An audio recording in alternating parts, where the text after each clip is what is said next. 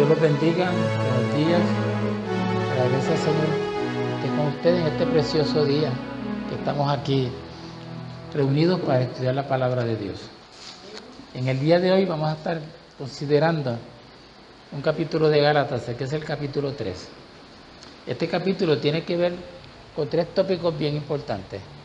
Uno de ellos es el pacto de Dios con Abraham. ¿Qué relación tiene que ver eso con el nuevo pacto que Dios hace con nosotros? Entonces, una pregunta bien importante en cuanto al propósito de la ley. ¿Cuál es el propósito de la ley? Y lo fundamental, que es la justificación por la fe. Es uno de los pilares de lo que es el protestantismo. Martín Lutero, cuando leyó en Romanos 5, creo que es, donde dice que el justo por la fe vivirá, ahí su entendimiento se iluminó. Y ya fue con las 97 tesis a la iglesia de Wittenberg y planteó esto ante la iglesia católica. Él no quería separarse de la iglesia, pero lo echaron fuera, ¿verdad? Fíjense la importancia que tiene el asunto que el apóstol Pablo está aquí explicándole a los Gálatas. Ahora, ¿quiénes eran los Gálatas? Los Gálatas eran los pobladores de un territorio aquí que está en la parte oeste oriental del Asia Menor, que es actualmente Turquía.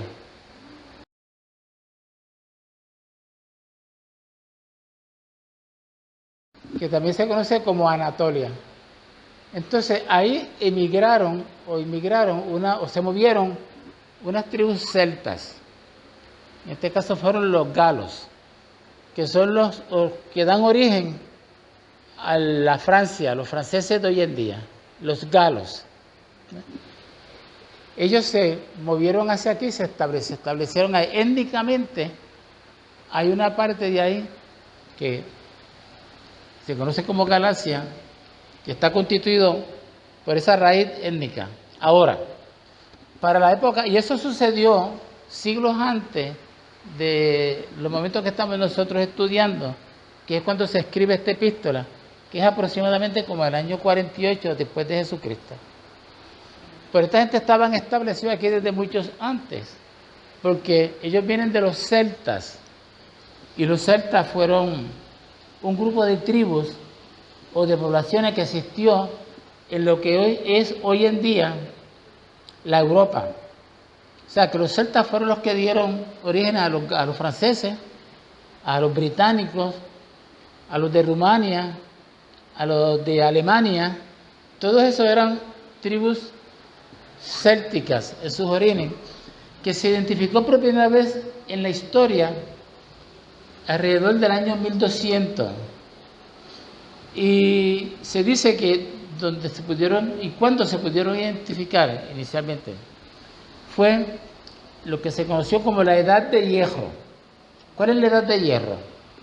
La Edad de Hierro es el momento en la historia en que el ser humano aprende a usar instrumentos de hierro, aprende a manejar el hierro como tal, el mineral hierro.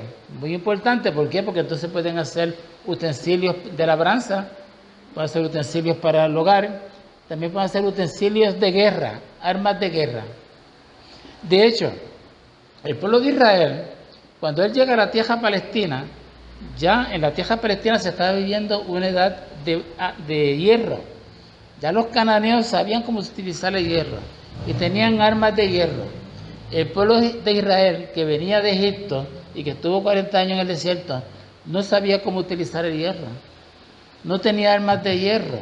Las armas que tenía eran de bronce. Ellos estaban todavía en la edad de bronce.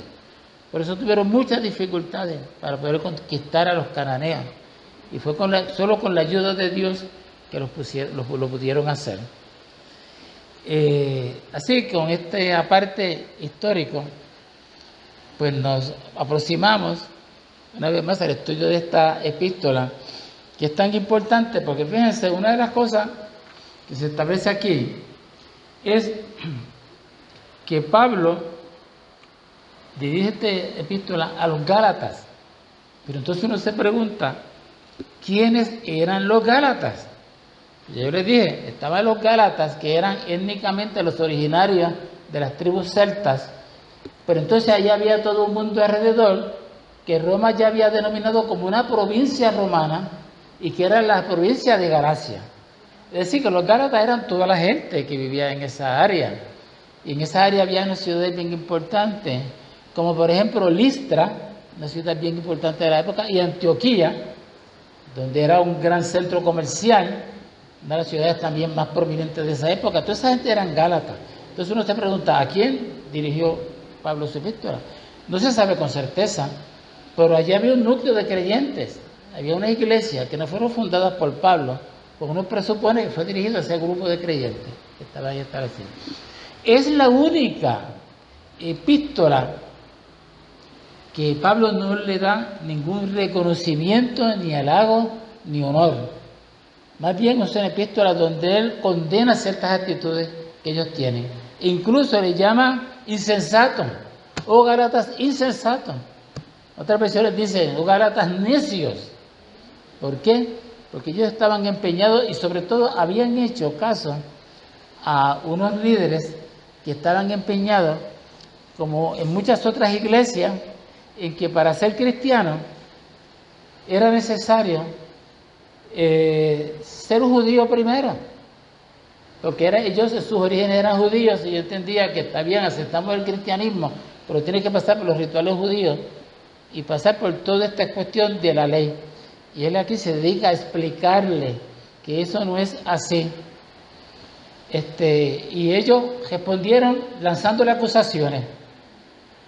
Una de las acusaciones que le lanzaron fue que él no era apóstol. ¿Por qué? Porque él no había sido uno de los discípulos de Jesús.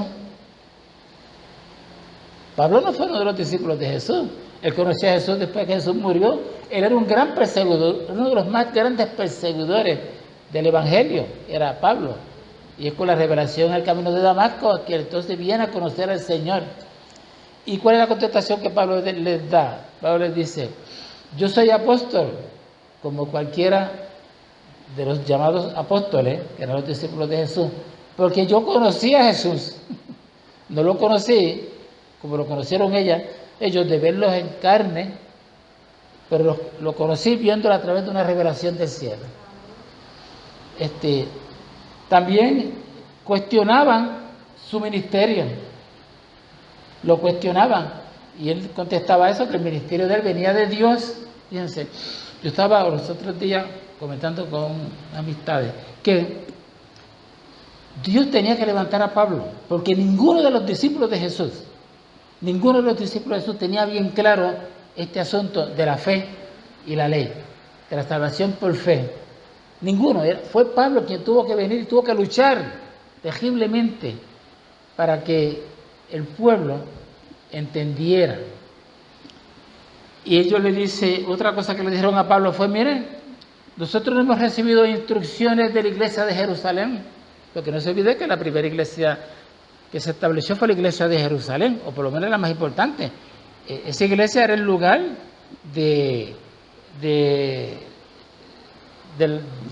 donde Jesucristo ejerció su ministerio.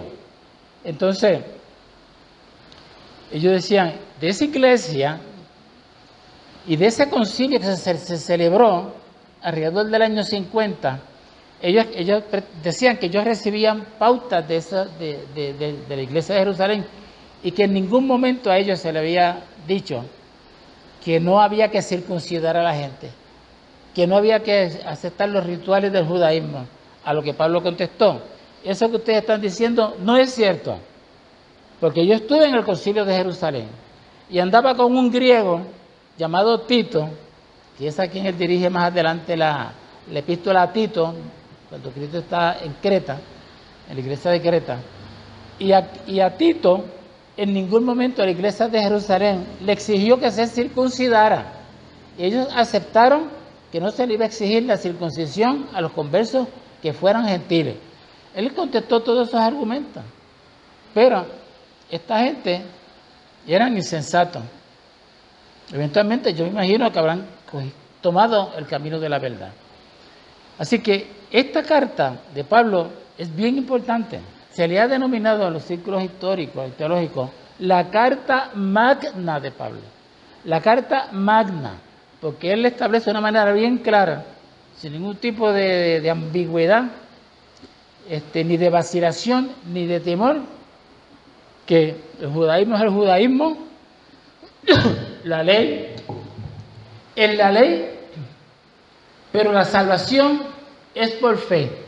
Así que él explica todo eso en la primera parte, cuando él empieza diciéndole, ¿y ustedes cómo recibieron el Espíritu? ¿Por la ley?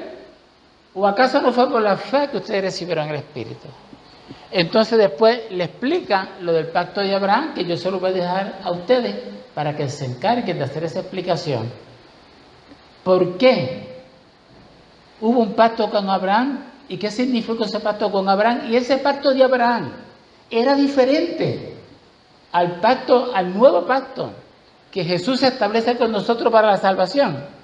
¿Era diferente? No, es el mismo pacto. Entonces el mismo dice que 430 y pico años más tarde es que viene la ley. O sea que la ley no vino para que la gente se salvara, sino que vino como un tutor. Y ahí viene la metáfora que la hermana Vilma nos va a explicar. Así que de aquí en adelante vamos a dar la oportunidad para que ustedes hagan las explicaciones correspondientes. La primera parte, que va a ser hasta los versículos 14, lo va a tomar la hermana Naida. La segunda parte, que va a ser a los versículos 21, la hermana Adelaida. Desde el 15 hasta el 21, Adelaida. Y del 22 hasta el principal, hasta el final, la hermana Vilma, para cerrar. Van a estar imbricados los temas. Comenzamos por aquí con nuestra hermana Naida Nieves. Yo digo, la teóloga, porque ella se parece tanto en su pensamiento teórico a su mamá, doña Carmen, que me parece que le estoy escuchando a ella. Bueno, Gálatas 3, del 1 al 14. Oh Gálatas insensatos, quien os fascinó para no obedecer a la verdad, a vosotros ante cuyos ojos Jesucristo fue ya presentado claramente entre vosotros como crucificado.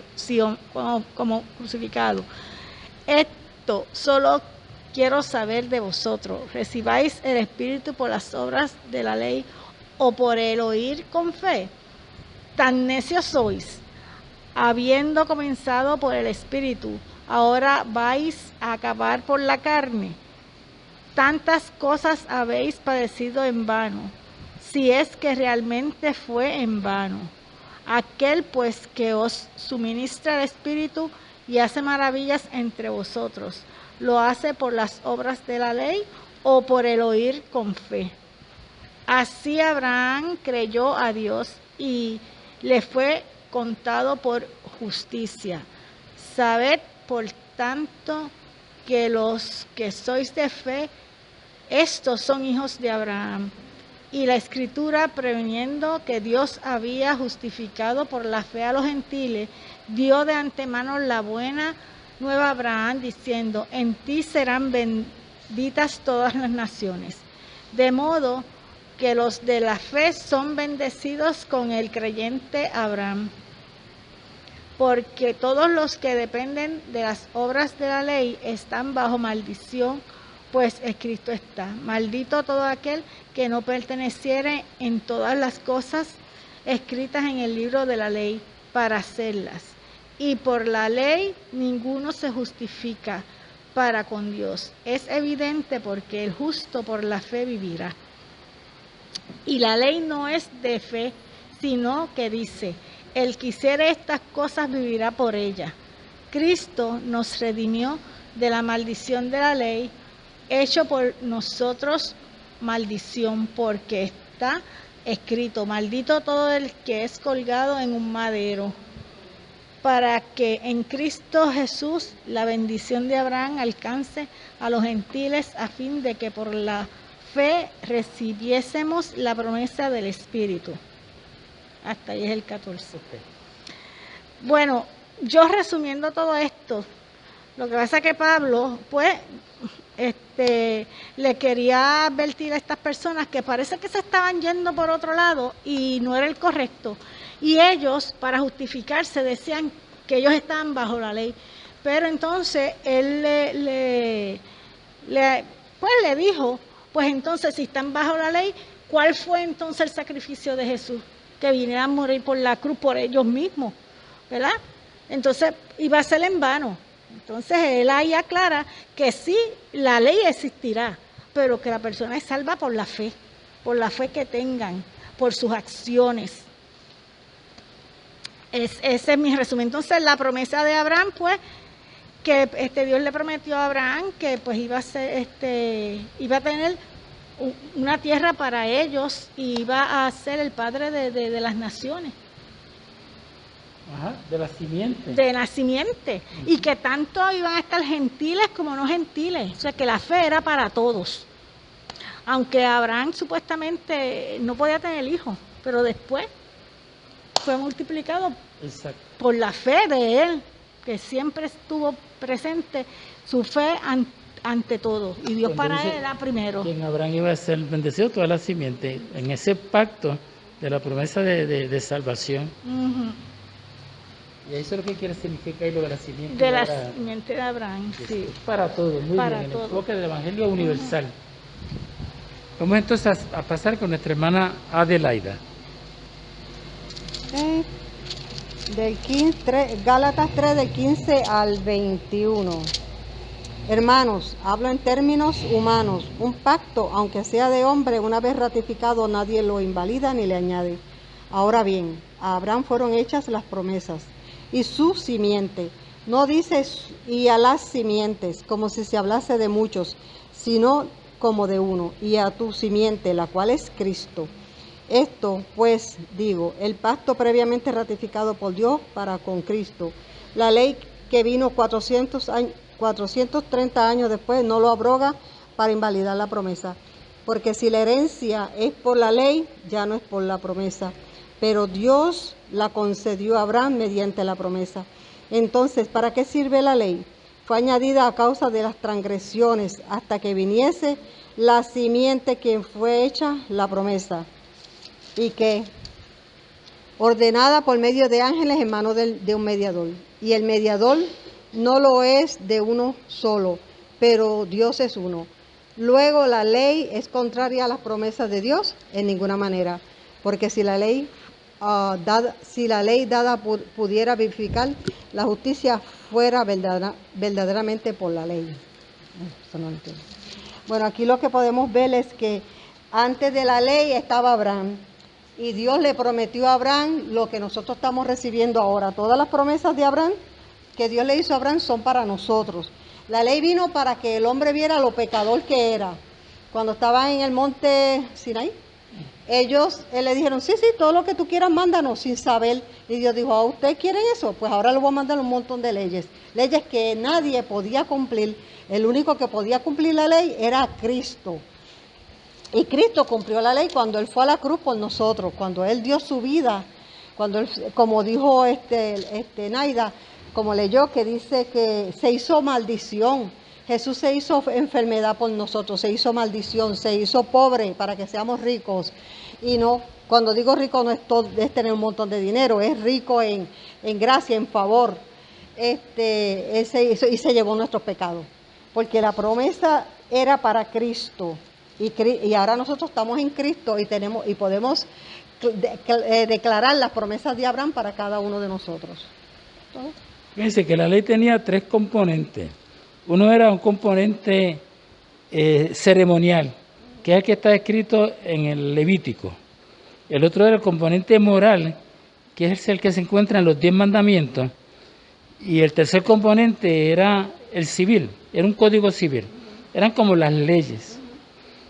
Así que todo ese conjunto de leyes que atendía tanto necesidades de la convivencia en sociedad, como las necesidades morales, también tenía el componente espiritual, que era que el ser humano pudiera alcanzar una justificación, porque cuando hablamos de la justificación del hombre para presentarse ante Dios, hablamos de algo espiritual.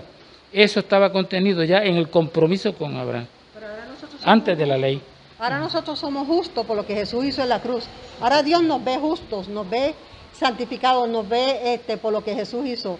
Porque para el tiempo de Abraham no había ley, y Abraham mintió varias veces y dijo que Sara era su hermana, permitió que dos reyes que no eran judíos se la llevaran para su reino, pero Dios no permitió que ellas la tocaran. Al contrario, él le dijo a Abimelech, algo así, le dijo, ese hombre es profeta y él va a orar por ti. Pero ¿quién fue que dijo la mentira? Fue Abraham, porque no había ley.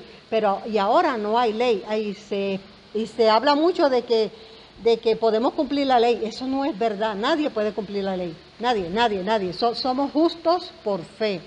Venimos a Dios y lo aceptamos a Jesús como Salvador y somos justos por fe. La ley entonces nos dice qué es lo bueno y qué es lo que no es bueno, qué es el pecado y qué no es pecado. Se establece entonces las bases para el juicio de Dios eventual. Ok. Seguimos entonces ahora con nuestra hermana Vilma.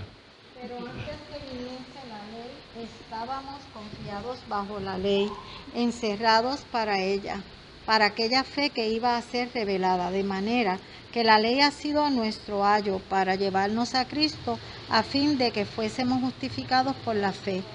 Pero la venida la fe, ya no estamos bajo ayo, pues todos sois hijos de Dios por la fe en Cristo Jesús. Porque todos los que habéis sido bautizados en Cristo, de Cristo estáis revestidos. Ya no hay judío ni griego, no hay esclavo ni libre, no hay varón ni mujer, porque todos vosotros sois uno en Cristo Jesús. Y si vosotros sois de Cristo, ciertamente el linaje de Abraham sois y herederos serán la promesa. Aquí yo lo veo como una conclusión de prácticamente de la lección, donde la primacía de la fe, o sea, que la fe va por encima aún de las leyes que existían, ¿verdad? Y otra de las cosas importantes que vemos aquí es que somos uno solo, un solo cuerpo en Cristo Jesús. Ya no hay ni son judíos ni gentiles, ya no hay divisiones de ninguna clase, todos somos uno. Y en eso pues se resume básicamente este capítulo, cuando dice este versículo: no hay ni judío, ni griego, ni esclavo, ni libre, ni varón, ni mujer, porque todos somos en Cristo Jesús uno. Un comentario sobre la metáfora que aparece ahí, la del tutor, el ayo. ¿Dónde estamos? Espérate. La ley es un ayo. Ajá. Pues es un tutor, es un cuidador. ¿Y pero qué hace un tutor? ¿Qué era un tutor en esa época? Era un maestro. Usualmente era un esclavo con funciones de maestro. Exacto. Pero aquí la comparación lo que viene siendo es y que el maestro todo, lo que hace es enseñar, ¿verdad? Exactamente. Mostrar, iluminar el entendimiento. Claro. Y esa era la función de la ley. Uh-huh. Exactamente, era un paradigma en el comportamiento humano de aquella época, vamos a ponerlo así. Exacto. Pero aún por encima de esas leyes y de esos paradigmas de comportamiento, pues estaba entonces la ley, la fe, entonces, como primacía. Esto establece como conclusión final, hermana Vilma, que la salvación es ¿a través de qué? De la fe. De la fe. De la fe. Y cuando hablamos de salvación queremos decir la justificación. Ajá. De todas esas cosas que están escritas en esa ley, que si nos podemos mirarla bien, en muchas ocasiones las hemos transgredido. Aún con todo eso tenemos justificación ante Dios. La salvación no se obtiene únicamente por seguir las leyes mosaicas, vamos a decirlo así. La salvación se justifica por la fe, ¿verdad? Es como tú dices en el poema, la fe que nos sostiene. ¿Fe qué es? Pregunta que el tintero absorbe, envía de respuestas transeúntes. Fe es el viento que no vemos pasar, pero impulsa las alas cuando el vuelo es incierto. Estas son las cosas hermosas que la hermana Vilma escribió en su poema La Fe. Así que, para terminar... Y al final concluye que en el silencio somos herederos del reino divino porque Dios nos habla. Muy bien. Fíjense, el concepto de la simiente, Cristo, simiente de Abraham, pero todos los salvos también son simientes de Abraham. Está establecido las dos cosas. Así que para terminar nuestra lección, como siempre, vamos a terminar con esta exhortación en Gálatas, capítulo 6, versículo 2. Ayúdense unos a otros a llevar sus cargas y así cumplirán la ley de Cristo. Ahí se resume la ley de Cristo. Se resume y contiene toda la ley mosaica, pero más importante, contiene la esperanza para la salvación. Dios los bendiga.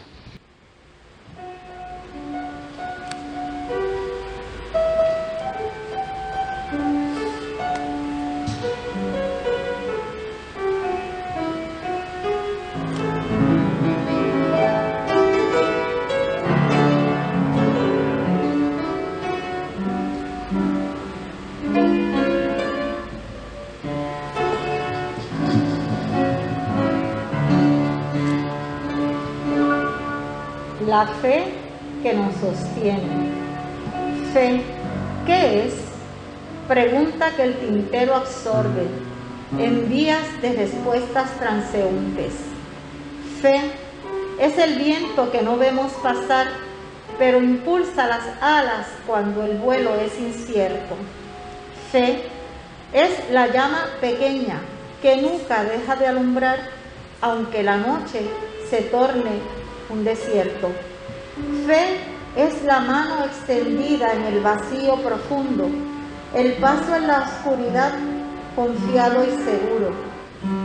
Fe es creer en la promesa que transforma el mundo, aunque los ojos no vean su futuro. Fe es el ancla en la tormenta, firme y serena. Es la voz de la esperanza que el alma acuna cuando el corazón se cansa de luchar. Fe es más que creer, es andar en la bruma, es soñar sin ver la aurora llegar, es saber que la fortaleza viene del Altísimo, es comprender que aunque tarde, el sol siempre brillará a tu favor y en el silencio, cual herederos del reino divino, Dios nos hablará. Amén.